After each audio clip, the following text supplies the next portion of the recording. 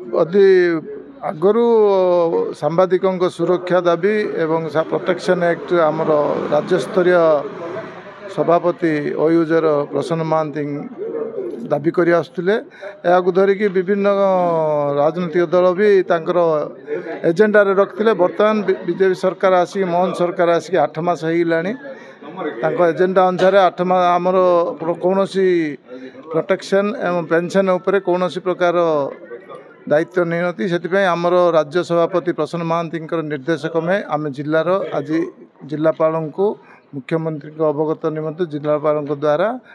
प्रेरण कराई मानपत्र। आगामी समय जदि प्रतिश्रुति पूर्ण न हुए राज्यस्तरीय आमर असेंबली आगे धारणा दिहब तापर जिला स्तरीय आंदोलन भी आरंभ जारी रहिबो। पेंशन प्रोटेक्शन एक्रिडेशन ए तीनोटी दाबी को नहीं ओयूजे गत दीर्घ वर्ष है आंदोलन जारी रखी एवं वर्तमान सरकार निर्वाचन समय गोटे प्रतिश्रुति देते जे ये तीनोटी सांबादिक मानकर तीनोटी दाबी उपर निश्चित भाव पदक्षेप ग्रहण करा किंतु सरकार गठन होबार इतिमध्य पाखापाखि 9 मास है एवं दुई थर विधानसभा भी बस सारा बजेट आगत हो सारा किंतु कौन सी सांबादिकों सुरक्षा किंबा एक्रिडेशन किंबा सेमानकर पेंशन बाबद में कौन कथा सरकार घोषणा कले नहीं जार प्रतिवाद रे ओयूजे सारा राज्य रे बर्तमान एक दाबीपत्र मुख्यमंत्री को उद्देश्य प्रदान करने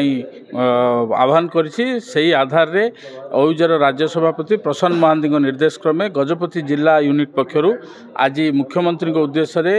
जिलापाल को एक स्मारक पत्र प्रदान करा जायछि एवं जिलापाल मध्य हमको प्रतिश्रुति देते संपुक्त दाबीपत्रटी मुख्यमंत्री दफ्तर को पठेदेवे। देखो आगामी समय जदि सरकार ए नहीं उदासीन मनोभाव पोषण करती ओयूजर